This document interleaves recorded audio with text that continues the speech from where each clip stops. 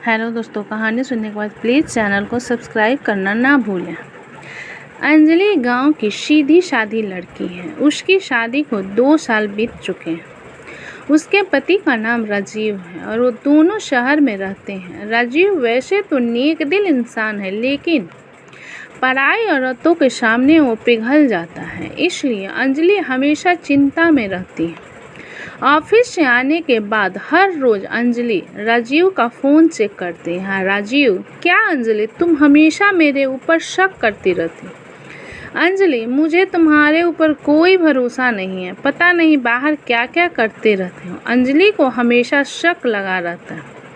इसमें अंजलि की कोई गलती नहीं है। ऐसे ही दिन बीतते रहते हैं। इतने में अंजलि गर्भवती हो जाती है और डॉक्टर साहब अंजलि को घर का कामकाज करने से मना कर देते हैं। अंजलि राजीव से कहती है, अंजलि, डॉक्टर साहब ने तो मुझे कोई काम करने से मना कर दिया, अब क्या होगा। राजीव, एक काम वाली बाई रखनी होगी, तुम चिंता मत करो, मैं सब कुछ संभाल लूँगा। राजीव काम वाली बाई की खोज करता है। 2 दिन बाद रूपा नाम की एक औरत घर पर चली आती है और कहती है, रूपा, मैंने सुना है आप लोग काम वाली की तलाश में हो, मुझे रख लो, मैं बहुत अच्छा काम करती हूँ।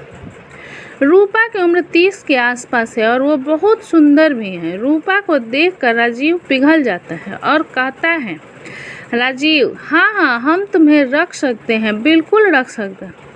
अंजलि, नहीं, रुको, पहले जांच तो कर लेते हैं कि इसका घर कहाँ है, ये आई कहाँ से है। राजीव, उसकी क्या ज़रूरत है अंजलि, अभी हमें काम वाली की ज़रूरत है, हम इसे रख लेते हैं। राजीव अंजलि की बात नहीं सुनते और रूपा को काम पर रख लेता है। रूपा घर के कामों में लग जाती है, मगर उसके काम से अंजलि बिल्कुल खुश नहीं है। वो हर काम आधा अधूरा करती है और काम से ज़्यादा समय सजने धजने में लगा देती है। राजीव तो बस रूपा को देखता ही रहता है। अंजलि, राजीव, अभी तक तुम तैयार नहीं हुए हो, आज ऑफिस नहीं जाओगे। राजीव, नहीं अंजलि, आज अच्छा नहीं लग रहा है। अंजलि आराम करती रहती है और राजीव बैठकर पूरा दिन रूपा को देखता रहता है। रूपा, अरे साहब, क्या देख रहे हो। राजीव, तुम्हें देख रहा हूँ रूपा, तुम कितनी सुंदर हो। ये सुनकर रूपा शर्मा जाती है और कहती है, रूपा ऐसे ना बोलो साहब, मालकिन सुन लेगी तो बवाल हो जाएगी। राजीव, तो फिर आज रात को जब तेरी मालकिन सो जाएगी तब घर के बाहर चली आना, हम दोनों बहुत गप्पे लड़ाएं।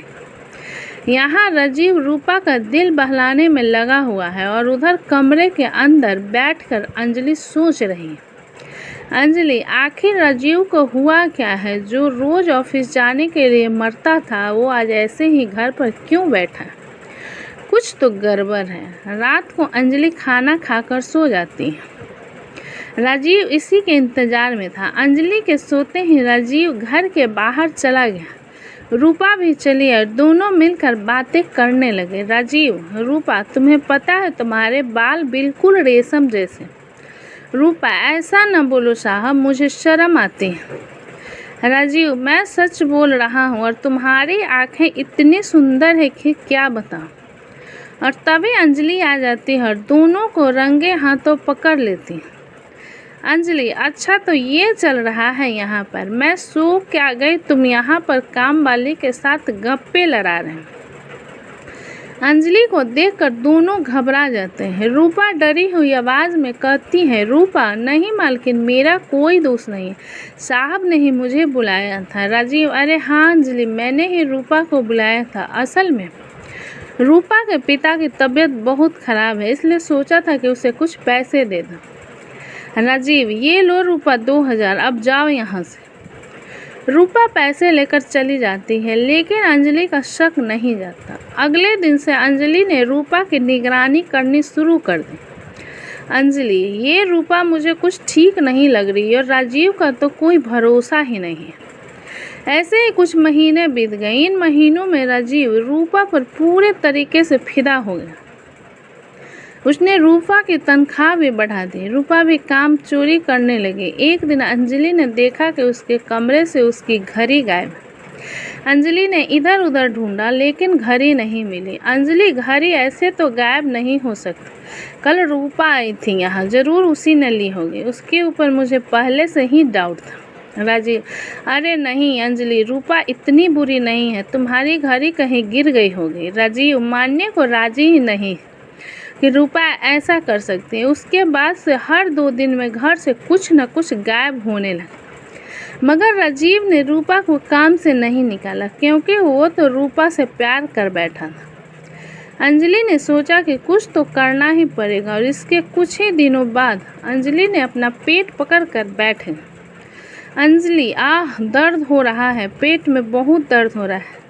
राजीव और रूपा दौड़ कर आए। राजीव ने अंजलि को अस्पताल ले जाने के लिए गाड़ी बुलाई और रूपा के हाथ में घर की चाबी देकर राजीव अंजलि को लेकर निकल पड़ा अस्पताल की तरफ। कुछ देर बाद अंजलि ने चिल्लाना बंद कर दिया और कहा, अंजलि, पेट दर्द ठीक हो गया? राजीव, चलो अब घर वापस चलते हैं। राजीव, लेकिन अभी तो तुम दर्द से तड़प रहे थे। अंजलि, हाँ, मगर अब मैं ठीक हूँ।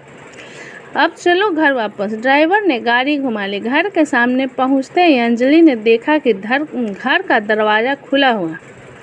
अंजलि राजीव के साथ घर के अंदर घुस गई और उसके बाद जो हुआ वो राजीव ने कभी सोचा भी नहीं था। उन दोनों ने देखा कि रूपा घर का सारा सामान इकट्ठा करके एक पोटली में बांध रही है। दोनों को देखकर रूपा चौंक गई। रूपा, अरे आप दोनों तो अस्पताल जाने वाले थे। अंजलि, मैंने पेट दर्द का नाटक किया था। मुझे पता था कि तुम एक चोर हो, इसलिए मुझे ये नाटक करना पड़ा। राजीव, छी रूपा, छी, मुझे तुमसे ये उम्मीद नहीं थी।